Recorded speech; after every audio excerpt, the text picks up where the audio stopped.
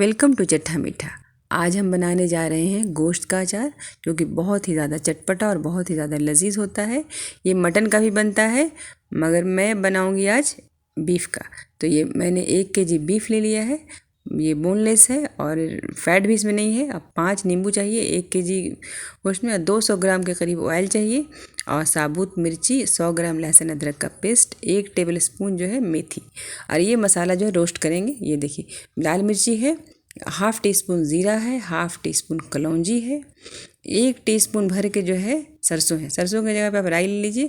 Half tea spoon में ये है काली मिर्च, मेथी है और हाफ़ टी स्पून सौंफ है। और साबुत धनिया है 1 टेबल स्पून। और ये लाल मिर्ची 1 टेबल स्पून, 1 टीस्पून भर के हल्दी पाउडर और नमक टेस्ट के हिसाब से 1 टेबल स्पून के करीब जाएगा। तो चलिए, यहाँ पे हमने स्टोव ऑन कर दिया है। अब प्रेशर कुकर में बनेगा तो प्रेशर कुकर चढ़ा देंगे। इसमें हमने जो ऑयल लिया है 200 ग्राम के करीब, 1 कटोरी भर के है, वो पूरा डालेंगे। 1 टेबल स्पून मेथी है, वो डाल देंगे। जब मेथी थोड़ा सा कलर चेंज होने लगेगा तो इसमें हम साबुत जो लाल मिर्ची हमने लिया है 4-5 है, तो वो डाल देंगे। बहुत ही लजीज होता है, बहुत ही ज़्यादा चटपटा अचार होता है। आप ऐसे भी शाम के टाइम स्नैक्स के तौर पे खा सकते हैं। बहुत आसानी से बन जाएगा, आधे घंटे में रेडी हो जाएगा आपका ये। तो ये देखिए, अब मेथी और ये जो है लाल मिर्ची हो गया, ब्राउन हो गया। अब इसमें हमने 1 टीस्पून भर के हल्दी पाउडर डाल दिया है। अब इसमें डाल देंगे हम गोश्त, डाल देंगे बीफ, जो है बीफ के पीसेस डाल देंगे। तो ये अच्छे से वॉश किया हो, छना हुआ हो, पानी छान लीजिए, पानी बिल्कुल नहीं होना चाहिए।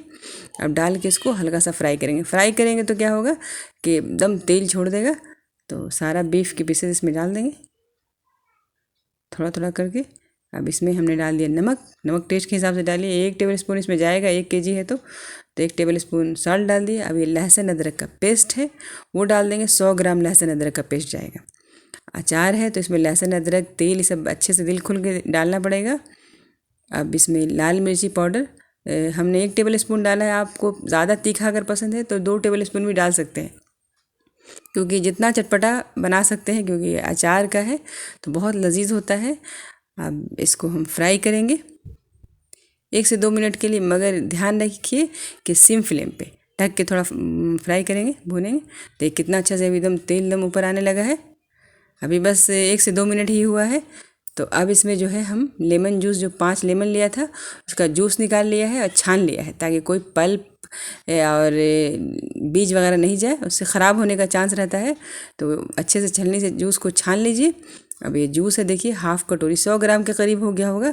तो 5 लेमन का जूस है, अब डाल देंगे, क्योंकि इसमें पानी नहीं जाता है, तेल में ही गलेगा। और वो जो लेमन जूस है, तो अब इसको सिम फ्लेम पे, हमेशा सिम फ्लेम पे ही गलाइएगा। फुल फ्लेम या मीडियम फ्लेम कुछ नहीं करना है। तो इसको सिम फ्लेम पे 3 से 4 सीटी लगा दीजिए। छोटा छोटा पीस से आसानी से गल जाएगा। अब वो हमारा गोश्त गल गया है। तो यहाँ पे ये जो मसाला हमने लिया साबुत, इसको रोस्ट करके इसका पाउडर बनाएंगे। तो ये लाल मिर्ची, देखिए लाल मिर्ची है, डाल दिया। और ये मेथी डाल दिए, मेथी दाना है, सौंफ है, धनिया है, काली मिर्च है, जो भी राई सरसों जो भी है, गरम मसाला, ये सब मसाला, अचार का मसाला, वो सब डाल के रोस्ट करेंगे। 2-3 मिनट में रोस्ट हो जाएगा सिम फ्लेम पे। तो इसका पाउडर बना लेंगे, मिक्सर जार में रख के बारीक से पाउडर बना लीजिए। अब देख लीजिए, यहाँ पे हमारा गोश्त जो है रेडी हो गया, अचार गोश्त। अभी देखिए अच्छा से बिल्कुल गल गया है, कितना खुश रंग हो गया है, बहुत ही प्यारा हो गया है। तो बिल्कुल देखिए चिपका नहीं, सिम फ्लेम पे करने से। ये जो पाउडर हमने बनाया था रोस्टेड मसाले का, इसमें 4 टीस्पून भर भर के मैंने डाल दिया है। ये मसाला को तो आप किसी भी सब्ज़ी वगैरह में डाल दीजिए, बहुत अच्छा टेस्ट आएगा। आलू की सब्ज़ी में डाल दीजिए, बहुत अच्छा अचारी मसाला है ये, तो आप यूज़ कर सकते हैं। ये विनेगर जाएगा इसमें, विनेगर से ख़राब नहीं होगा, आप इसको स्टोर करके रखने में आसानी होगी। तो 1 टेबल स्पून हमने यहाँ पे, क्योंकि लेमन जूस भी हमने काफ़ी डाल दिया था, तो 1 टेबल स्पून विनेगर तो जाना ही जाना है हर हाल में। अगर लेमन जूस कम अगर आपके पास है तो आप लास्ट में 2 टेबल स्पून भर के डाल दीजिए। देख लीजिए खट्टा कितना हुआ है, क्योंकि अचार के साथ थोड़ा खट्टा होना चाहिए। और ये अब ऐसे ही अब बन गया, आप गरम गरम भी खा सकते हैं, और इसको रख लीजिए स्टोर करके, 1 महीने तक आप रख सकते हैं आराम से। तो देखिए बहुत ही खुश रंग, बहुत ही प्यारा सा गोश्त का अचार रेडी हो गया है।